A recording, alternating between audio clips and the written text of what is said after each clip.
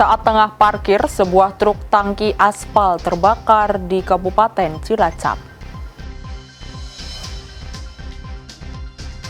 Hari pertama libur Natal dan Tahun Baru, penumpang kereta api di wilayah Daup 6, Yogyakarta meningkat.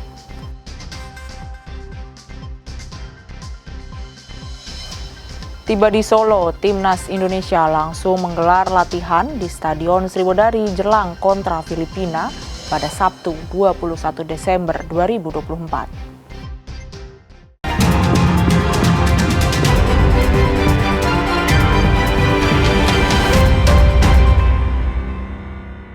Saudara, apa kabar Anda? Selain 3 informasi tadi, sejumlah informasi menarik lainnya akan kami hadirkan untuk melengkapi Kompas Jateng hari ini. Selama 30 menit ke depan, Kompas Jateng menyajikan informasi independen dan terpercaya seputar Semarang, Jawa Tengah, dan Yogyakarta bersama saya, Novelia Hasanah.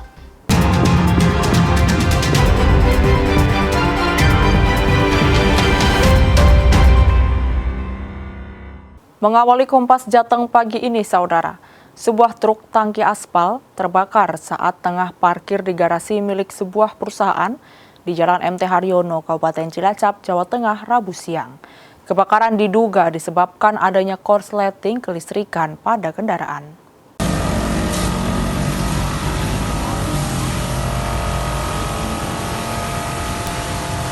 Truk tangki aspal milik sebuah perusahaan terbakar saat tengah terparkir di Jalan MT Haryono, Kabupaten Cilacap, Jawa Tengah. Peristiwa ini diketahui saat warga di sekitar mencium adanya bau kabel yang terbakar dan terlihat adanya kobaran api di dalam kabin truk. Api bahkan sempat merembet ke plafon bangunan tempat truk tangki itu terparkir. Tim pemadam kebakaran Kabupaten Cilacap dapat memadamkan api 1 jam kemudian. Kebakaran diduga berasal dari korsleting kelistrikan pada bagian lampu kendaraan yang menimbulkan percikan api sehingga merembet ke bagian kendaraan lainnya. Telah terjadi peristiwa kebakaran di PT Sagikun Jalan MT Haryono yang telah menimpa armada truk tangki yang disebabkan oleh korsleting listrik. Kebakaran bermula dari korsleting lampu rotator hingga merambat dari kabin depan sampai menuju plafon atas. Korban jiwa nihil, kerugian diperkirakan 100 juta rupiah. Tidak ada korban jiwa dalam kejadian ini, polisi masih menyelidiki penyebab pasti kebakaran. Bayu Sasongko, Kompas TV, Cilacap, Jawa Tengah. Sorotan lainnya, saudara, sebuah mobil bak terbuka syarat muatan udang faname, oleng hingga terguling di Jalan Wates, Jogja Pengasih, Kulon Progo, Yogyakarta. Kecelakaan diduga akibat jalan yang bergelombang sehingga pengemudi hilang kendali.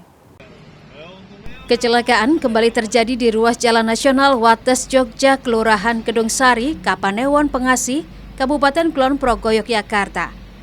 Sebuah mobil bak terbuka syarat muatan udang faname terguling dan muatan udang faname tumpah di jalan. Peristiwa ini terjadi saat mobil bak terbuka melaju dari arah Purworejo untuk mengirim udang faname ke wilayah Solo, Jawa Tengah. Diduga akibat jalan bergelombang, pengemudi tiba-tiba hilang kendali. Laju mobil kemudian keluar dari jalur hingga masuk lajur lawan. Sopir kemudian mencoba mengendalikan laju mobil dengan membanting setir ke arah kiri, namun mobil justru menabrak pembatas jalan hingga kemudian terguling dan muatan udang faname seberat 5 kuintal berserakan di jalan. Akibat kejadian ini, seorang pengendara sepeda motor terluka karena jatuh terpeleset melintas jalan yang licin. Pihak kepolisian mengimbau pengguna jalan untuk berhati-hati melintasi jalan nasional di Kulon Progo, terlebih saat cuaca hujan untuk meminimalisasi kecelakaan. Ahmadi, Kompas TV, Kulon Progo, Yogyakarta. Kita bergeser ke kota Semarang, saudara. Masa buruh dari berbagai elemen buruh di Jawa Tengah menuntut agar pemerintah menerapkan upah minimum sektoral provinsi. Aksi unjuk rasa yang dilakukan oleh massa buruh dari berbagai elemen buruh di Jawa Tengah ini sebagai bentuk ketidakpuasan terhadap upah minimum provinsi atau UMP yang telah ditetapkan naik sebesar 6,5%. Koordinator aksi menyebut kenaikan upah minimum provinsi atau UMP sebesar 6,5% masih terlalu rendah. Selain itu, aksi unjuk rasa ini juga sekaligus mengawal penetapan upah minimum sektoral kabupaten kota. Penting untuk buruh di tahun 2025 karena kita bisa melihat untuk provinsi-provinsi yang lain seperti Jawa Barat, Jawa Timur, juga DKI Jakarta sudah dinilai 5 juta. Sedangkan di Jawa Tengah nilainya baru 2.100.000, itu ada di Banjarnegara. Dan paling tinggi jadi Kota Semarang sekitar 3.200.000. Oleh karena itu, kenaikan yang mutlak ini harus segera ditetapkan oleh PJB. Karena upah sektoral ini sangat fundamental, bahwasanya ada risiko pekerjaan yang tinggi, ada risiko yang menengah, juga ada risiko yang ringan. Jadi buruh ini tentu dibeda-bedakan menurut risiko pekerjaannya. Jangan sampai digebiaunya hanya UMK, karena UMK itu hanya untuk pekerja yang di bawah 1 tahun, tidak untuk yang di atas 1 tahun. Para buruh yang berunjuk rasa di depan kantor Gubernur Jawa Tengah Kota Semarang ini pun menegaskan akan terus berjuang menuntut janji kesejahteraan bagi buruh. Heri Widodo, Kompas TV, Semarang, Jawa Tengah. Hari pertama libur Natal dan Tahun Baru, penumpang kereta api di wilayah Daup 6 Yogyakarta meningkat. Nantikan informasinya usai jeda.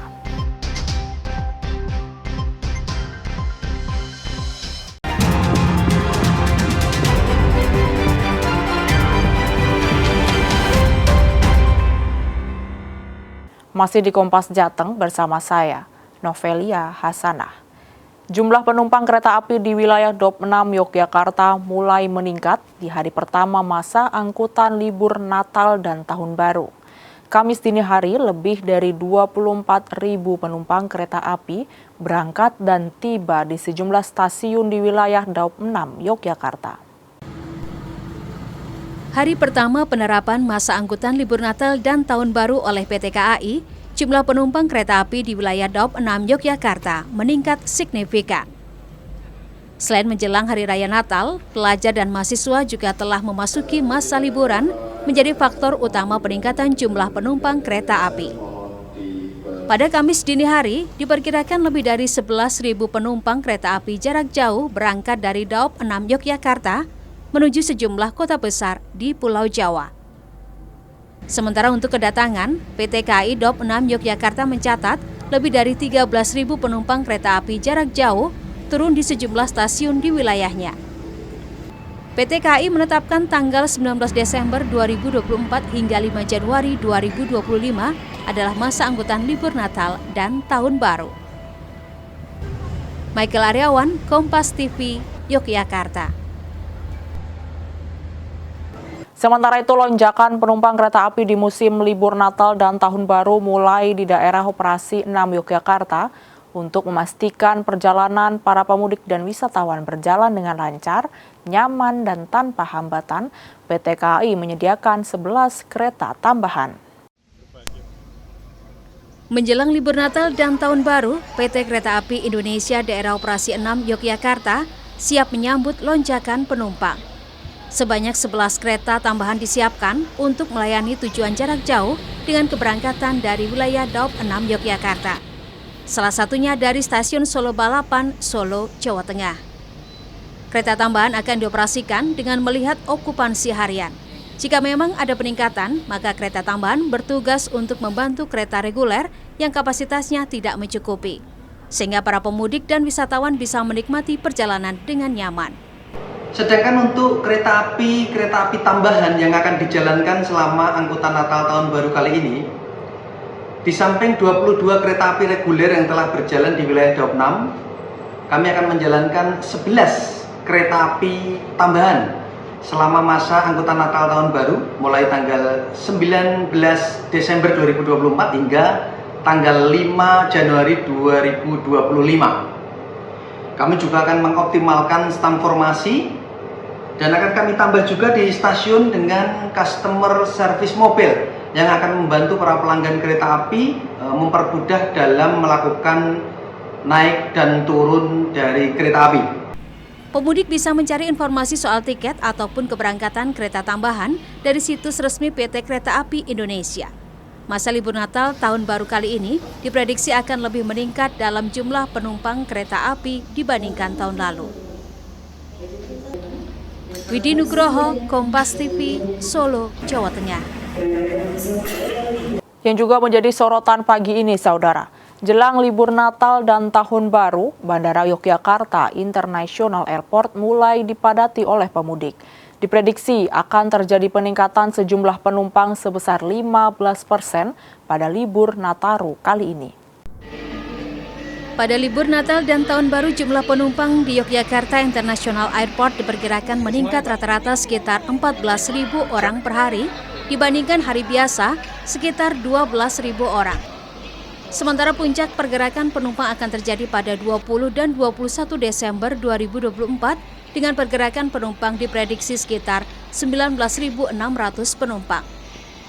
Sejumlah maskapai juga telah menyiapkan berbagai kebijakan dalam menyikapi potensi lonjakan penumpang di libur Natal dan Tahun Baru, seperti dengan mengaktifkan slot penerbangan yang dimiliki.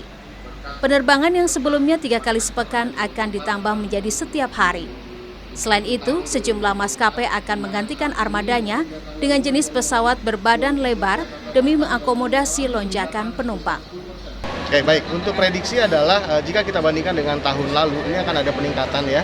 Tahun ini di kemungkinan ini akan terjadi tepatnya di tanggal 20 ataupun tanggal 21, yaitu bertepatan di hari Jumat ataupun hari Sabtu.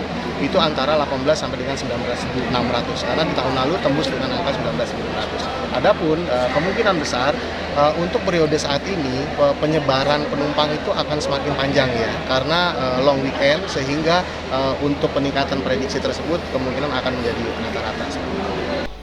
PT Angkasa Pura I memperkirakan jumlah penerbangan juga akan naik dari sebelumnya 82 penerbangan menjadi 90 penerbangan.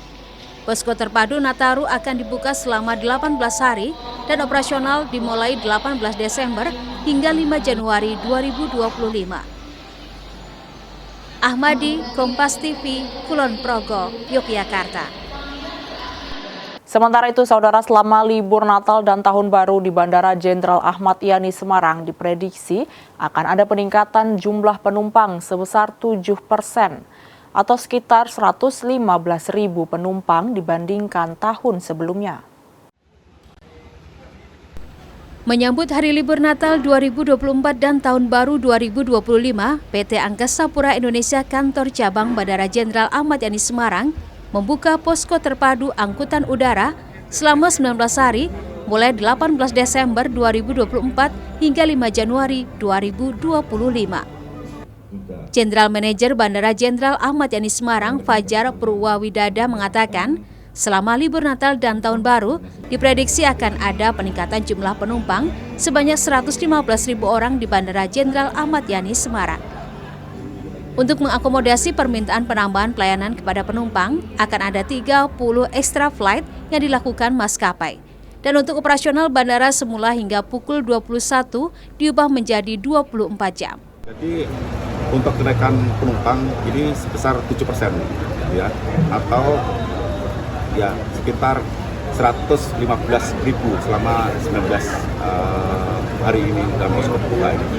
Itu sangat signifikan. Kemudian untuk traffic kita juga naik ya, sekitar 980 penerbangan, naik 5%. Posko terpadu angkutan udara Hari Raya Natal 2024 dan Tahun Baru 2025 dilaksanakan untuk meningkatkan keselamatan, keamanan, dan pelayanan penerbangan di Bandara Jenderal Ahmad Yani Semarang, diantaranya memantau trafik pergerakan angkutan udara, memantau operasional keselamatan penerbangan dan keamanan bandara. Febriana Mila, Kompas TV, Semarang, Jawa Tengah.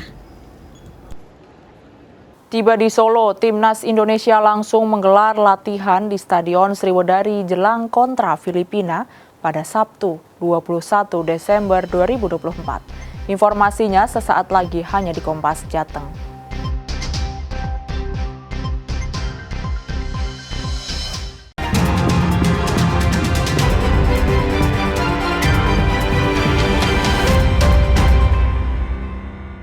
Terima kasih Anda masih di Kompas Jateng bersama saya, Novelia Hasanah.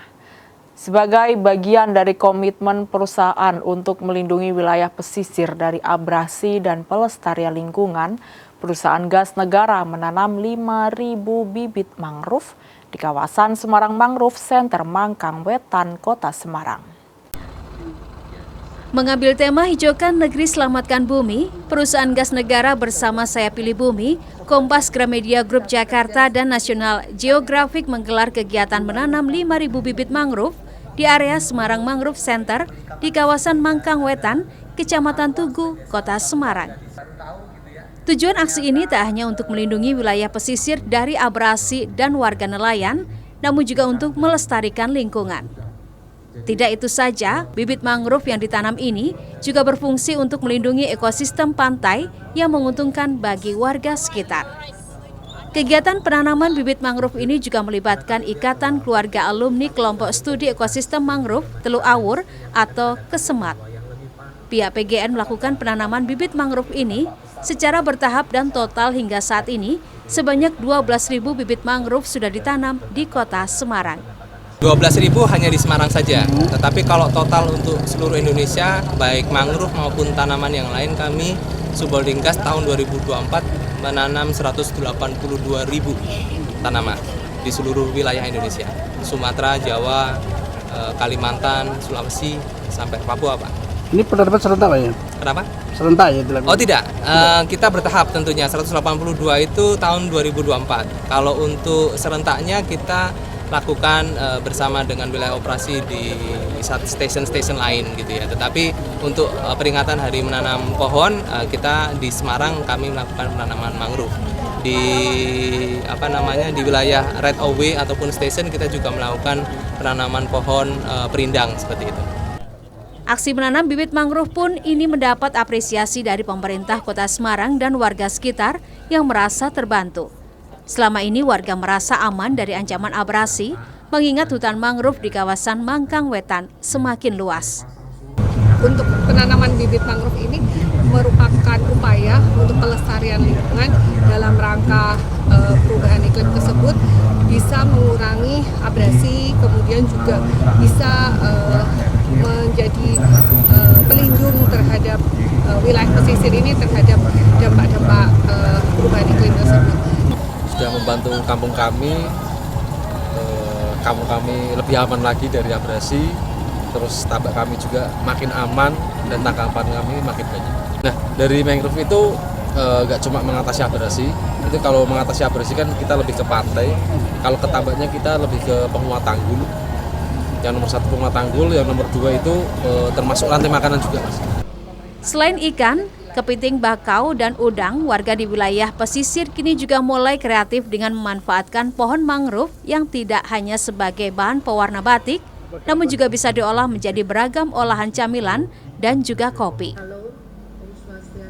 Senat Puji, Kompas TV, Semarang, Jawa Tengah.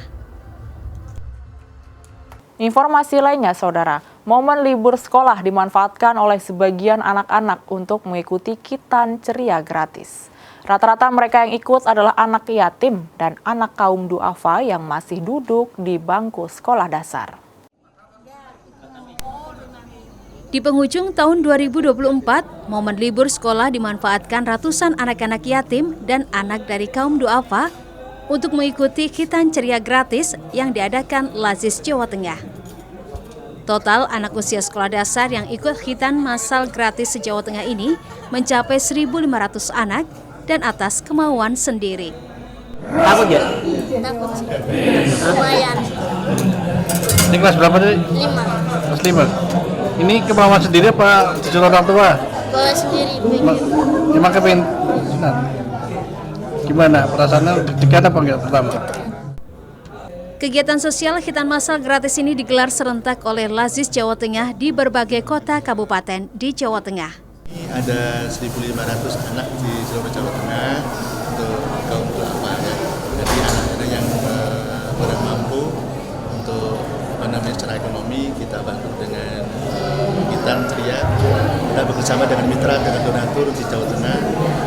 Ini agenda rutin setiap tahun ya. Biasanya kami lakukan di akhir tahun ya. Karena agenda tahun ini karena untuk menghadapi liburan anak-anak ya. Jadi bertepat dengan agenda liburan anak-anak dan mengadakan event hitam ceria di seluruh Jawa Tengah. Dalam kegiatan hitan masal gratis ini juga diserahkan bingkisan untuk peserta yang berisi peralatan sekolah serta uang saku. Sinot Puji, Kompas TV, Semarang, Jawa Tengah.